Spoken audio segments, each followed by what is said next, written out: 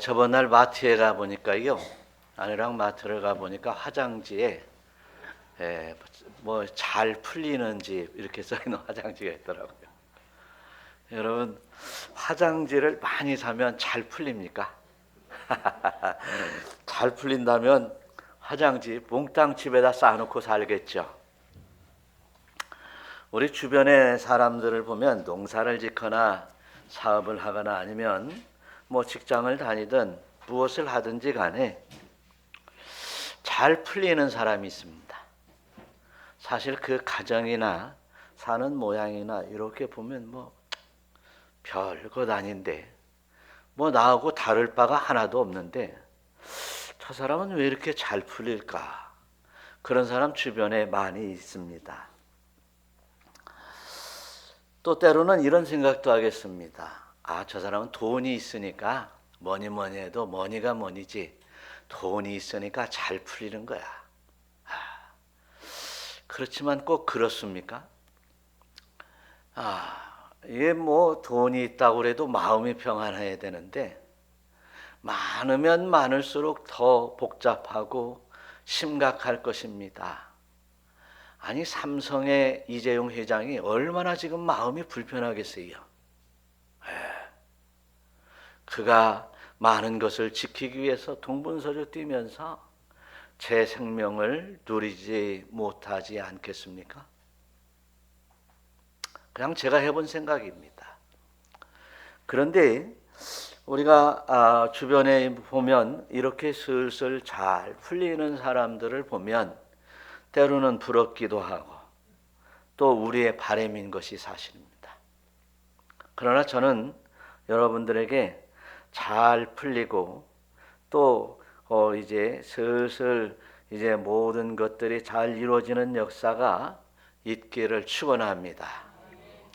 슬슬 잘 풀린다. 이 말을 다시 한번 생각해 보면 형통이라는 말과 바꿀 수 있을 것이에요.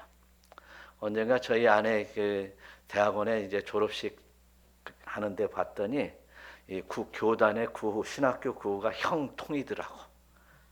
그래서 형통한 데서 배워서 형통한가? 그런 생각을 또 한번 해봤습니다. 괜히 하는 얘기가 아니라 우리가 형통이라고 하는 것은 그냥 형통이 되는 게 아니더라. 형통을 잘 배우시면 여러분도 형통할 줄로 믿으시기를 축원합니다. 신명기서에서 보면 29장 9절에 보니까 너희는 이 언약의 말씀을 지켜 행하라. 그리하면 하는 모든 일이 형통하리라. 할렐루야. 형통의 아이콘은 요셉입니다. 그는 어디를 가서 무엇을 하든지 간에 하나님이 돌보시고 엄청난 형통의 역사를 이루면서 이스라엘 백성들을 먹여 살렸던 번성케 했던 주도적인 역할을 했던 사람이 바로 야곱의 아들 요셉이었습니다. 저와 여러분 옛날 말에서도 우리 가정에서도 한 녀석이 잘 되면 다른 형제들 잘 보살펴 줄 거다 하고서 기대를 많이 하는 이들이 있습니다. 그렇지만 또 그렇게만 되는 것이 아닐 것입니다. 그러나 우리가 하나님께서 우리에게 형통의 역사를 부어주시면 형통할 줄 믿으시기를 축원합니다. 왜 그러냐면 만유를 지배하시며 다스리는 분이 하나님이시기 때문에 그렇습니다. 하나님은 있게 하시기도 하고 없애기도 하시는 분이기 때문에 오직 하나님만을 믿으시고 경외하시고 순종해서 형통의 역사를 이뤄가는 여러분 되시기를 축원합니다. 오늘의 말씀도 바로 그런 말씀입니다.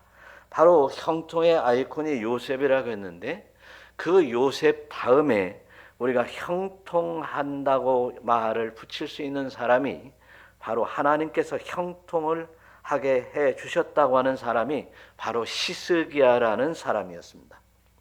히스기야는 히스기야 시대에는 남유다와 북이스라엘이 나눠져 분단된 이스라엘의 시대에 살고 있었던 남유다 왕이었습니다. 그런데 이제 그 위에 북서쪽에 있는 아수르 살마네셀 왕이 북이스라엘을 침략해서 멸망을 시켜버립니다. 그리고 엄청난 군사력과 힘이 있음에도 불구하고 남유다는 멸망시키지 않습니다. 바로 그게 하나님이 형통의 역사를 주신 것입니다.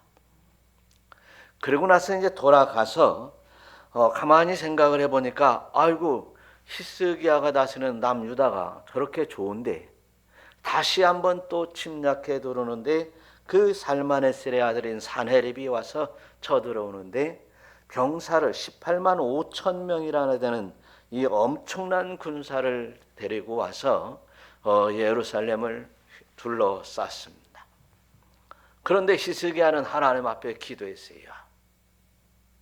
그랬더니 그 다음날 보니까 하나님께서 한밤중에 그 산헤립의 군사 18만 5천을 다 송장으로 만들어 버렸습니다.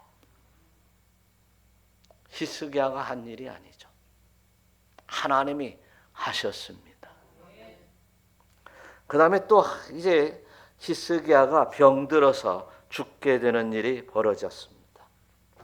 그런데 히스기야가 하나님 앞에 기도하였더니 이제 생명을 15년이나 연장시켜 주시어서 이제 장수하는 은혜의 역사도 누렸습니다. 그래서 히스기야는 보면 이 땅에 살아갈 때 요셉과 더불어서 이 땅에 전무후무한 이제 대단한 형통의 역사 속에 살았던 사람입니다. 그러나 히스기야가 이제 잘해서 이제 하나님의 형통의 역사를 주셨다고 한다면 히스기야가 어떻게 했는가를 우리가 깨달아서 우리도 형통의 길로 나아가는 여러분들이 되시기를 축원합니다. 오늘 성경 본문에서 보니까 1절에 보니까 유다의 왕 이제 아하스의 아들 히스기야가 왕이 되니 그 나아갈 때 나이가 25세라 예루살렘에서 29년간 다스리니라. 또 끝에 보니까 7절에 보니까 여호와께서 그와 함께 하심에 그가 한번 읽어봐요. 그가 어디로 가든지 형통하였더라. 누가 갔다는 거예요? 히스기야. 히스기야가 어디로 가든지 형통하였더라. 할렐루야. 이렇게 형통하였다는 것입니다. 그저 우리가 히스기야나 요셉을 보면서 입만 벌리면서 부러워하지 말고 그들이 어떻게 살았는가를 볼 때 우리도 하나님 히스기야나 요셉과 더불어서 이제 함께 형통의 역사를 누릴 수 있다는 소망을 가지고 하나님 앞에 이렇게 그들을 닮아가는 여러분 되시기를 축원합니다. 그러면 오늘 말씀에서 히스기야가 어떻게 행해서 형통했는지를 보면 우리가 이제 깨달을 수 있을 거예요. 첫 번째로 보니까 3절을 한번 읽어보겠어요. 히스기야가 그의 조상 다윗의 모든 행위와 같이 여호와께서 보시기에 정직하게 행하여 정직하게 행했다. 정직하게 행했다. 그런데 정직하게 행했다라고 하는데 히스기야가 그의 조상 다윗의 모든 행위와 같이 다윗이 그러니까 정직했다는 것입니다. 다윗이 하나님의 말씀을 하시면 그 말씀대로 또 범죄했을 때 너 잘못했다, 너 죄를 범했다라고 할 때 하나님 앞에 철저히 엎드려서 회개했다. 그래서 자신의 문제들, 죄의 문제들을 해결해 나갔던 사람이 바로 다윗이었습니다. 그런 것처럼 이제 다윗과 같이 모든 행위가 그렇게 되었다고 하는 것이죠. 그러면서 이제 대대적으로 이제 그는 종교 개혁을 일으키면서 하나님 앞에 하나님의 말씀이 아니면 가지 아니하고 하나님이 가라 하면 가고 오라 하면 왔던 사람이 바로 히스기야였다라고 하는 것입니다. 그래서 이스라엘의 역사 속에서 이제 하나님께서 정직한 왕이라고 칭찬했던 그 왕이 아사, 히스기야, 요시야, 요 사람들은 하나님의 율법의 말씀대로 대대적으로 종교개혁을 이루었던 사람입니다. 여러분, 우리도 보면 대대적으로 신앙개혁을 해 나가서 살아가지 않으면 이 악한 세대에 살아가기가 힘든 세상에서 살고 있습니다. 이 세상이 얼마나 타락한 세상입니까? 이 세상이 얼마나 이제 참 죄가 가득한 세상입니까? 이런 세상에서 정직하게 사는 것이 바로 어디로 가든지 형통하는 길이다라고 하는 것을 말씀하고 있습니다. 때로는 정직하게 살면 어떻게 바보 같기도 하고, 정직하려고 이제 불리함에도 불구하고 정직하게 행하면 뭔가 참 자기만 의인과 또 바보 같은, 또 많은 사람들에게 공격을 받을 만한 이런 사람이 있습니다. 그러나 당시에는 그럴지라도 후에 그 정직의 결과는 형통으로 드러난다는 사실을 믿으시기를 축원합니다. 안 드러나는 게 없어요. 그러나 세상에 다 드러납니다. 잠시 잠깐 싸웠던 것도요, 이제 비디오 카메라로 다 찍어가지고 다 나타나요. 이런 세상에서 정직한 사람만이 발 뻗고 자면서 형통할 수 있다는 사실을 깨달으시기를 축원합니다. 정직하다라는 말은요, 야세르라는 말이에요. 정확하다, 옳다라고 하는 거예요. 우리는 하나님의 말씀에 옳다, 정확하다라고 살면 되는 것입니다. 이 세상은 누가 창조하셨습니까? 하나님께서 창조하셨어요. 지금 이 세상도 누가 운행하고 계십니까? 하나님이 운행하고 있음을 깨달으시기를 바라요. 하나님이 운행하지 않으면요, 우리가 하고 싶은 대로 얼마든지 다 할 수 있어요. 돈이면 또 얼마든지 다 할 수 있고, 권력이면 얼마든지 다 할 수 있지만 그렇게 세상은 굴러가는 게 아닙니다. 하나님의 깊은 섭리 속에 굴러가고 있다는 사실을 믿으시기를 축원합니다. 이런 면에서 우리는 정말 진실해야 된다는 것입니다. 진실해야 된다고 하는 말은 또한 거짓 없이 정직하게 행한다는 말로 통할 수 있을 것입니다. 사랑하는 성도 여러분, 악인의 제사는 여호와께서 미워하시면서도 정직한 자의 기도는 하나님이 기뻐하신다. 할렐루야. 하나님 그가 기뻐하신다라고 말씀하세요. 여러분, 우리가 정직하게 행하면서 정직하게 기도하면서 또한 이제 정직하게 하나님 앞에 보고하며 살면 하나님이 어떻게 하신다? 기뻐하신단 말이죠. 기뻐하신다는 거예요. 세상을 다스리고 운행하시는 하나님께서 기뻐하시지 아니하면 어떻게 우리에게 형통의 것을 주겠습니까? 하나님께서 기뻐하시니 우리에게 형통의 길로 모든 은택을 베풀어 주는 줄로 믿으시기를 축원합니다. 사랑하는 성도 여러분, 저와 여러분들이 하나님 보시기에 정직하게 행하였다라는 말은요, 이제 창세기에서부터 이 이스라엘의 역사서 열왕기 상하까지 내려오면서 수없는 사람들에게 하나님 보시기에 정직해가 행했다라는 말을 듣고 있습니다. 하십니다. 그래서 하나님께 앞에 정직하게 행하는 자는 어디로 가든지 형통한다.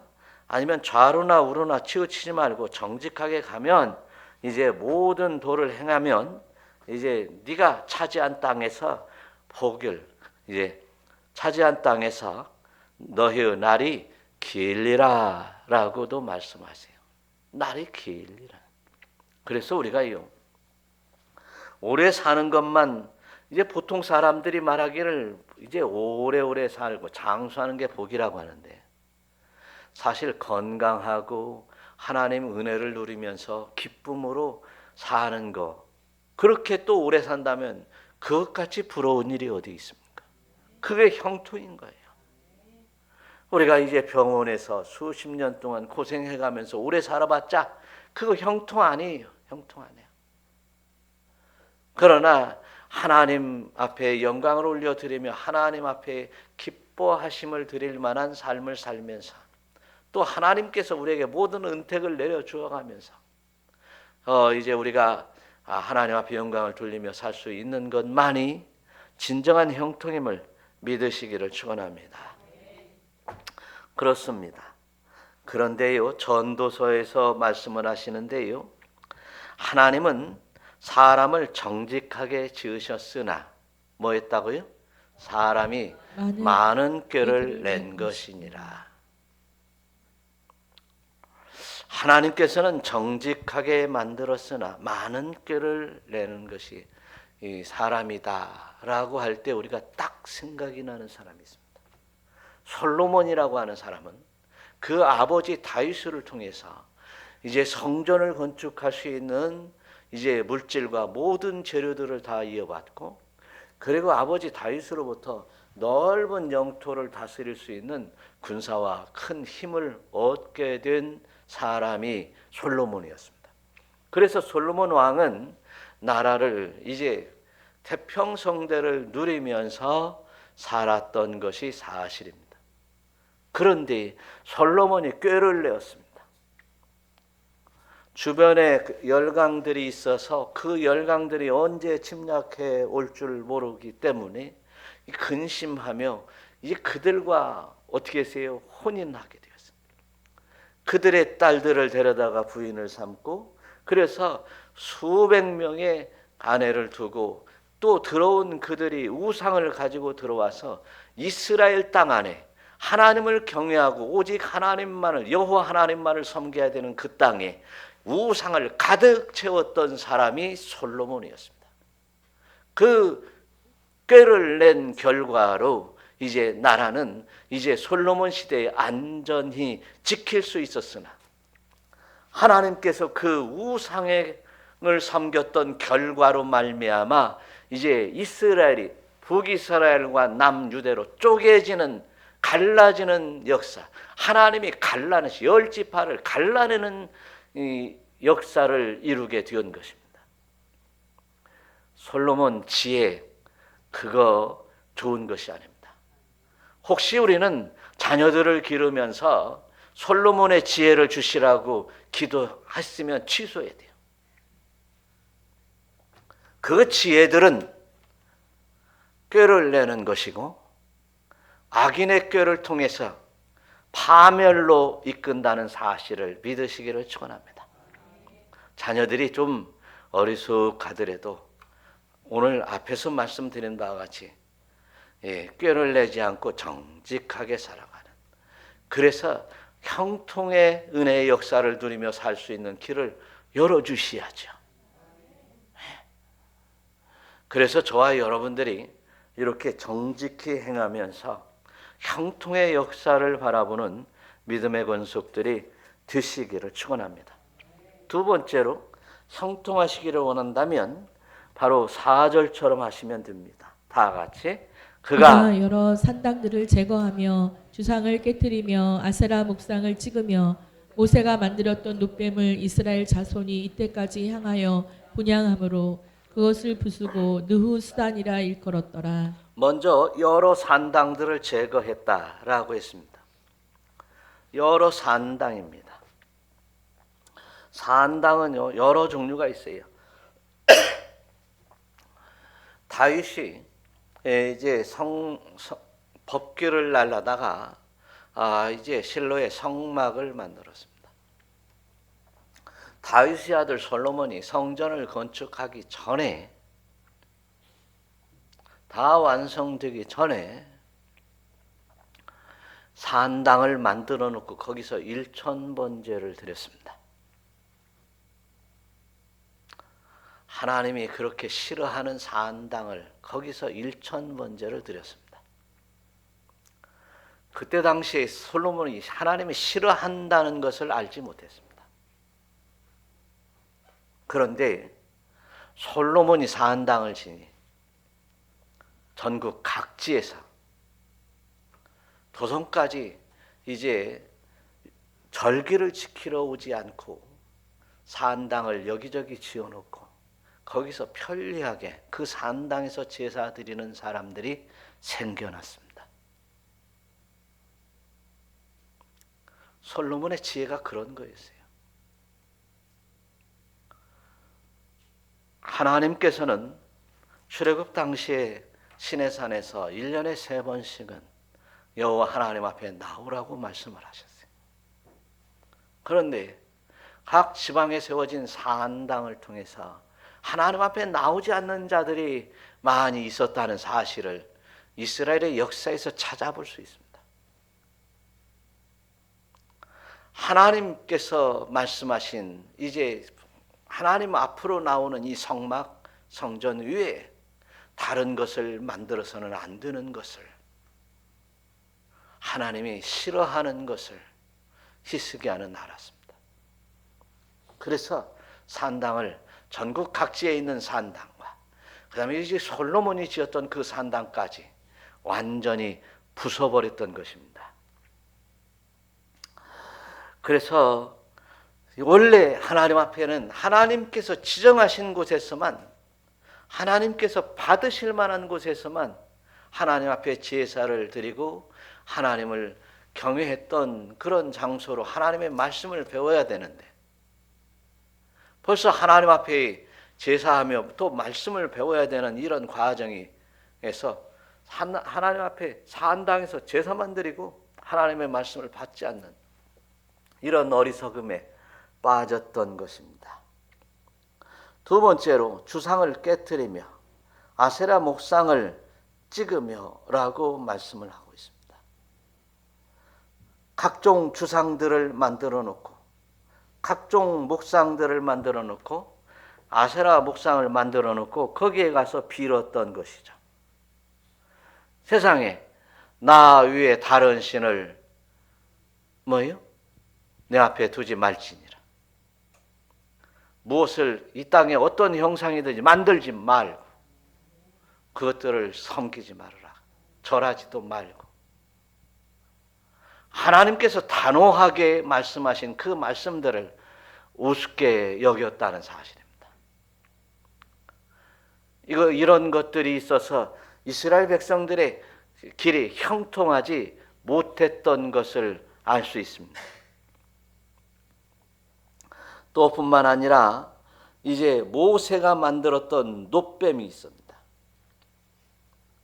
모세가 만들었던 놋뱀은 모세가 만들 때 아주 상징적인 놋뱀, 장대에 구리 놋뱀을 만들어서 매달아 놓았으면서 매달아 놓고서 거기서 이것을 쳐다보는 사람들마다 이 불뱀에 물렸던 사람들이 다 살아나게 될 것이다. 그래서 다 살아났어요. 아주 기념적인, 아주 의미가 있는 이러한 이제 놋뱀이었습니다.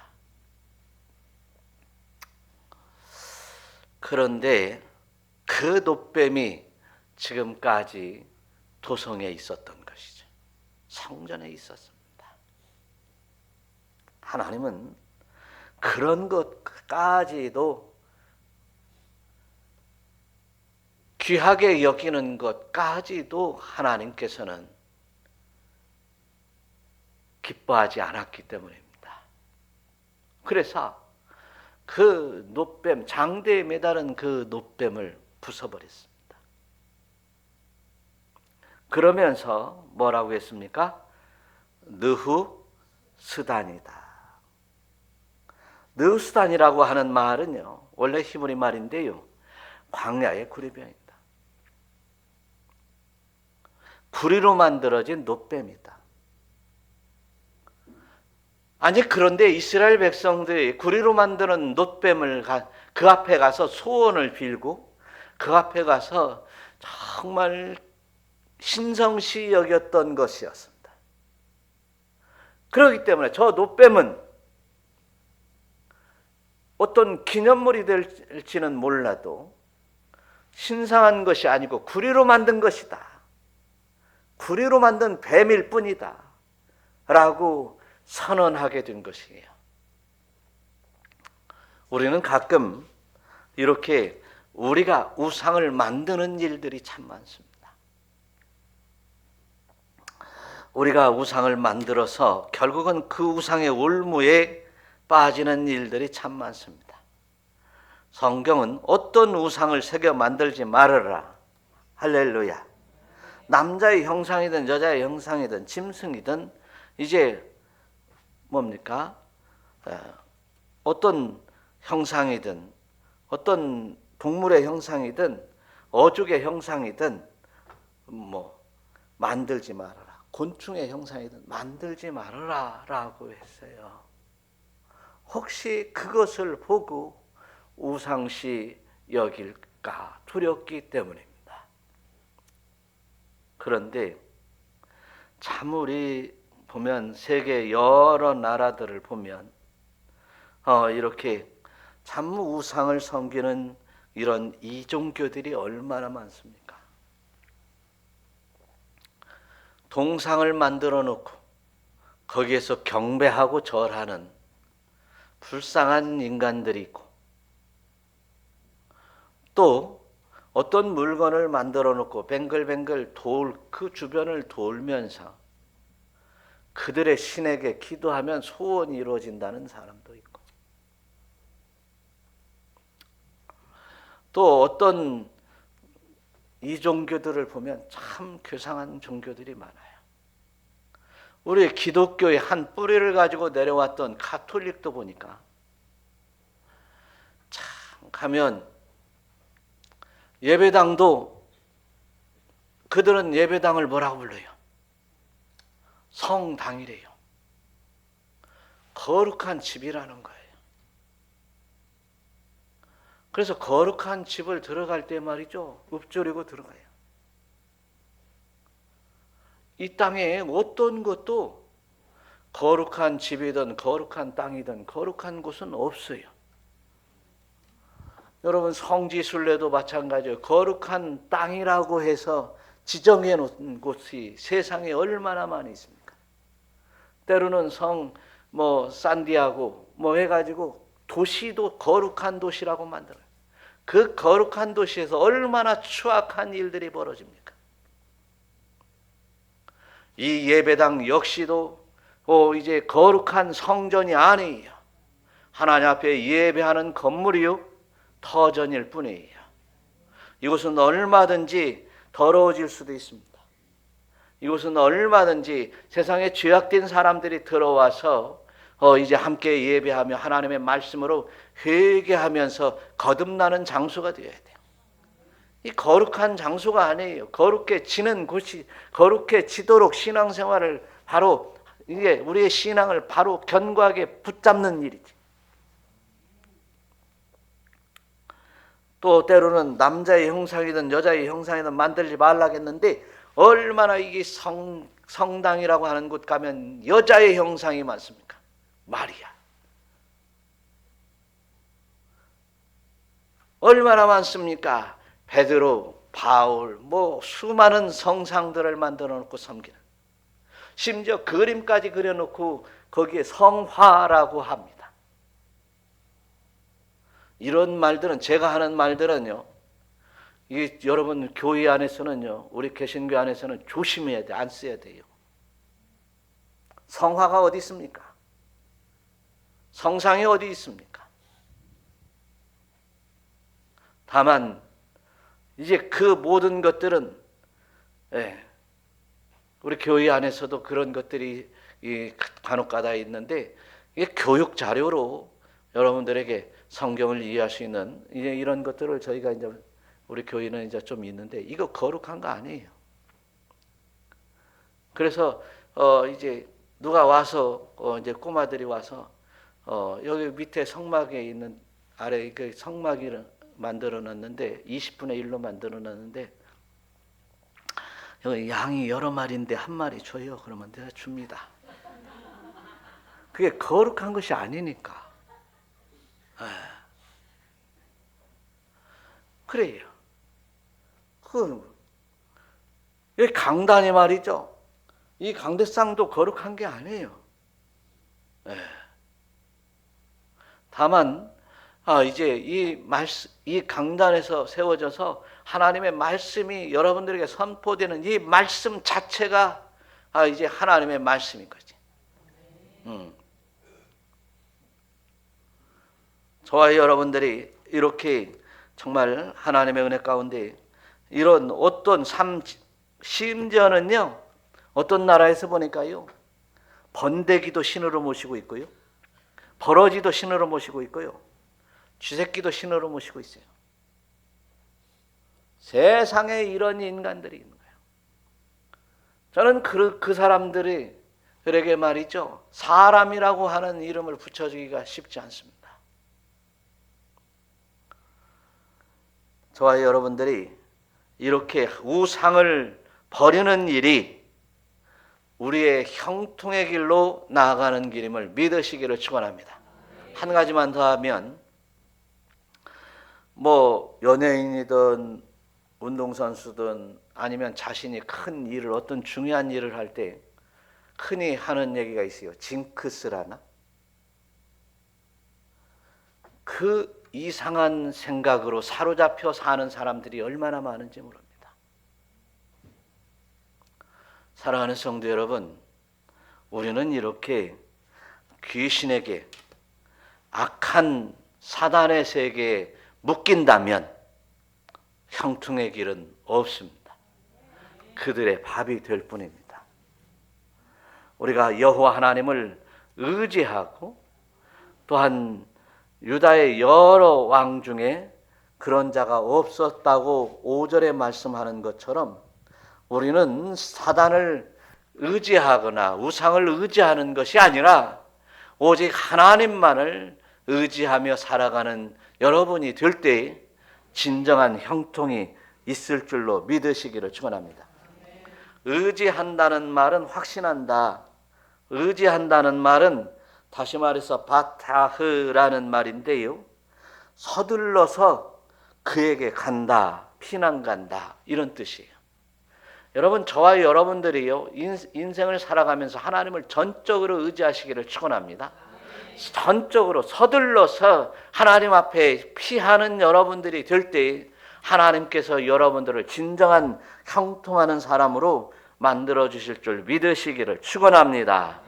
할렐루야. 그렇습니다. 그래서 모든 명령의 말씀을 잘 지키고 하나님을 사랑하고 그 모든 도를 행해서 그를 의지하면, 할렐루야, 하나님을 의지하면 이라고 있습니다.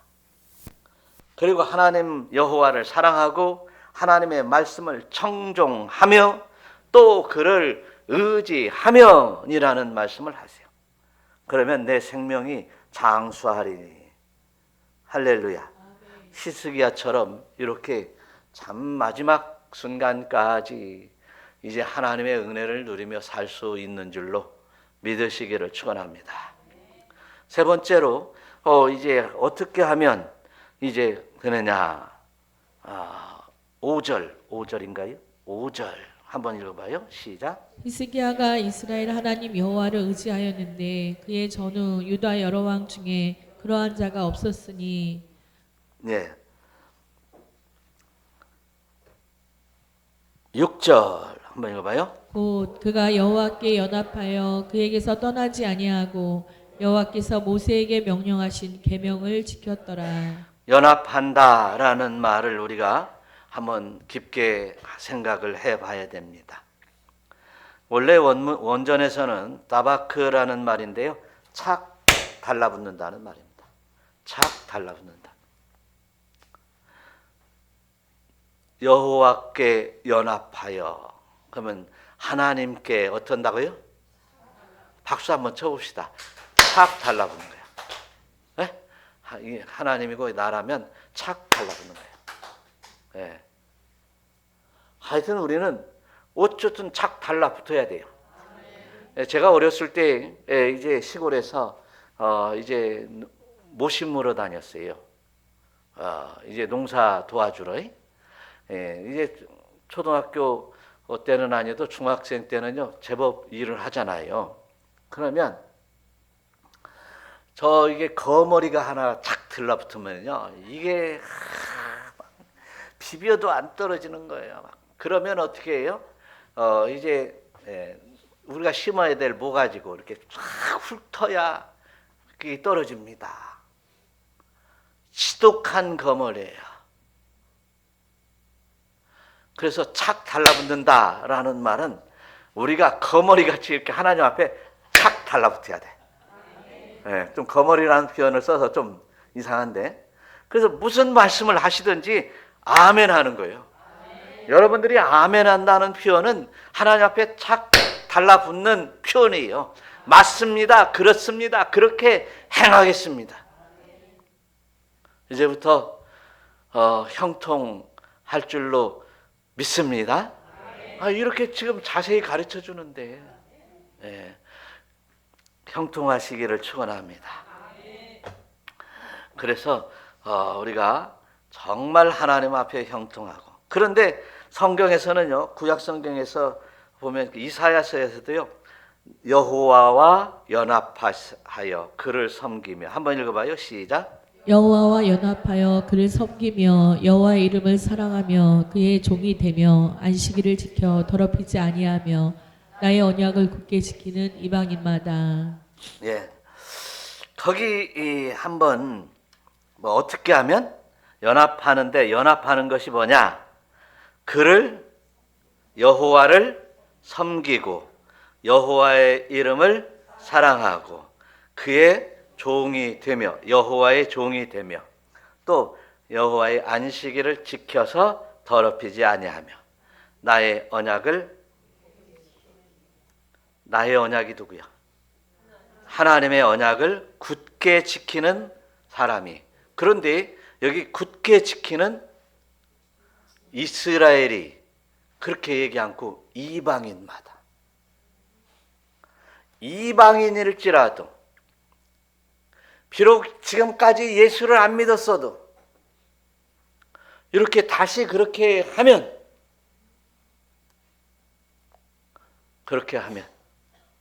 어떻게 하면 다시 한번 연합하여 그를 섬기며 여호와를 섬기며 여호와의 이름을 사랑하며 여호와의 종이 되며 안식일을 지키는, 주일을 지키면 뭐요?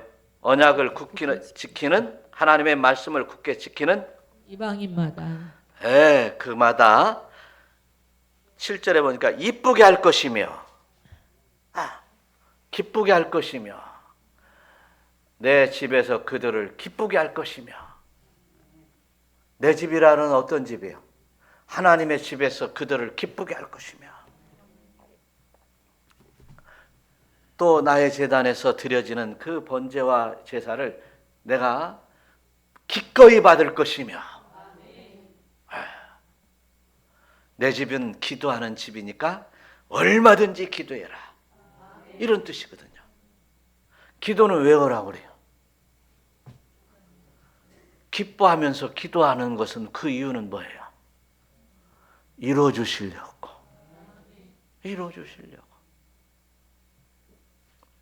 자, 그러면 여러분들이 기도하는 거 잘 들어주셨어요? 안 들어주셨어요? 왜 말이 시원찮아요? 대답이 왜 시원찮아요?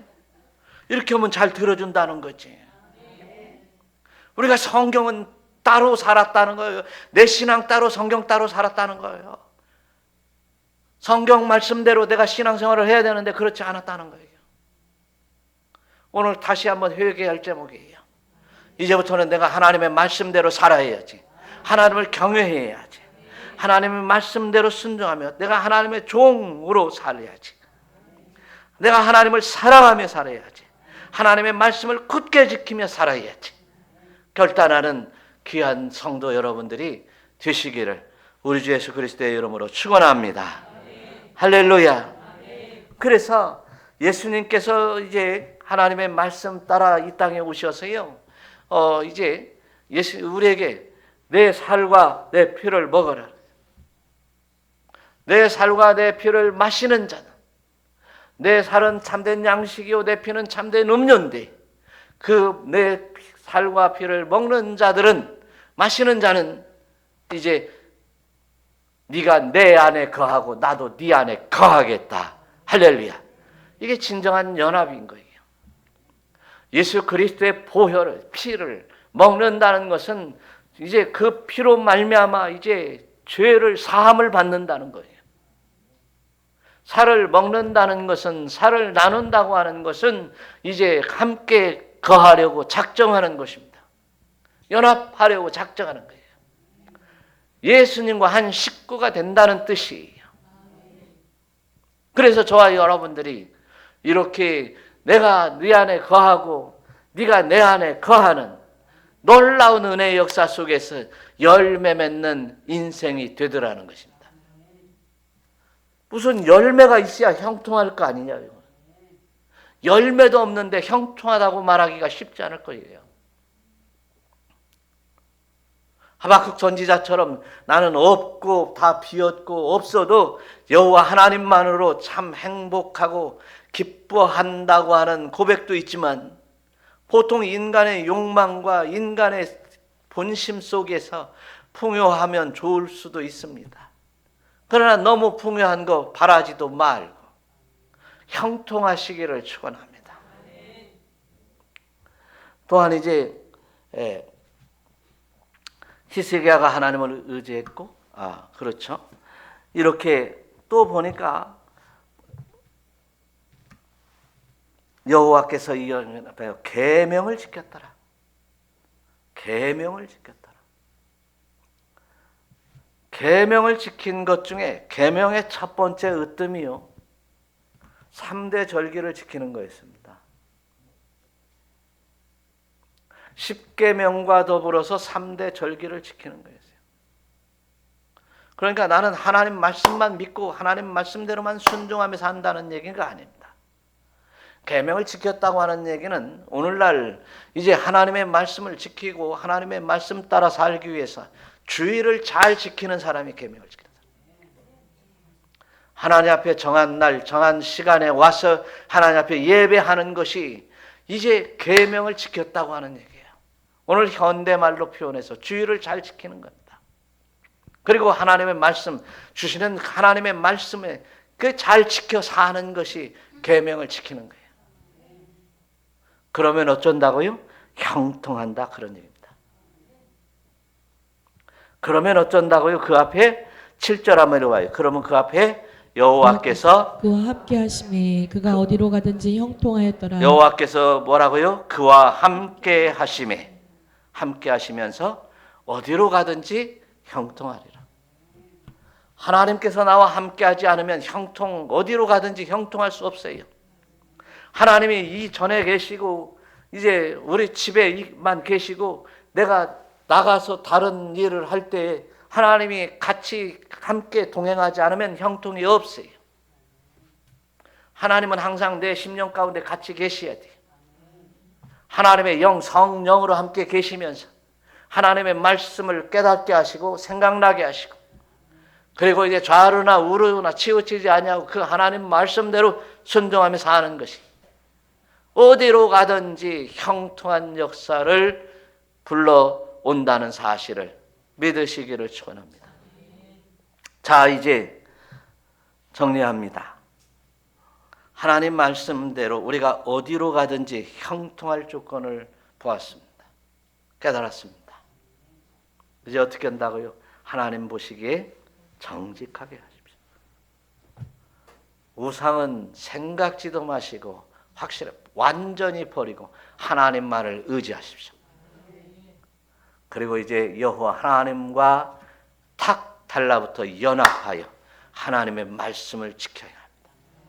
그리하면 하나님이 우리가 어디로 가든지 하나님이 우리 안에 계셔 함께 하시면서 형통케 해주신다는 사실을 믿으시기를 축원합니다. 믿으시기를 우리 주 예수 그리스도의 이름으로 축원합니다. 형통하시기를 우리 주 예수 그리스도의 이름으로 축원합니다. 기도하겠습니다.